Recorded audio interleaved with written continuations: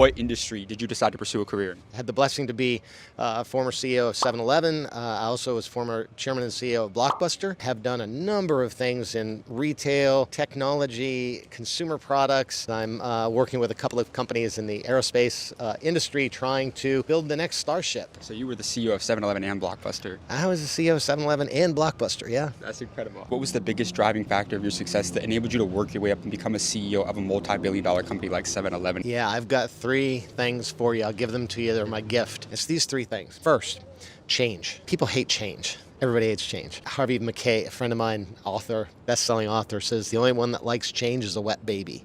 And it's true. People react differently to change, and they like go, I don't want to do this. I don't want to do this. Well, change is reality, and change equals opportunity. So I've coined that expression. CEO is all about change equals opportunity. If you embrace it, you'll see that if I respond to this change and others don't, I'm going to turn that into shareholder value. So change can be positive if you manage it in a positive way. The second is confidence, because when things change, you lack confidence. You're like, oh no, woe is me, what's going to happen, right? But confidence is all about preparation. So the more you prepare, the more you can win. And the third is about clarity, simplicity. The hardest thing in the world is to keep things simple. So I think it was Michelangelo or somebody that said true elegance is in simplicity. And it's so true. If you can break complex things down into simple solutions, then it will carry you a long way. And what many people lack in the corporate world is that clarity of definition. And clarity comes from both inbound communications, that means listening well, and outbound communications, that means keeping things simple when you explain them. I can't lead if you can't understand. So it's up to me to keep things simple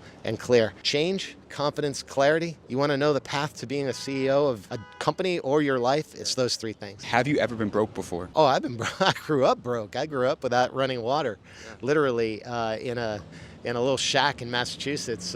Been very broke. We had government surplus cheese, which I thought was the best cheese in the world, those big blocks of cheddar cheese that Mom would bring back. But yeah, I've been broke. When I first started my career, it was hard to make bills at the end of the month. You know, it's like, what doesn't get paid this month? Yeah. So I know the feeling. What has been the most amount of money that you've ever made in a single year? I can't tell you that. The IRS may be watching.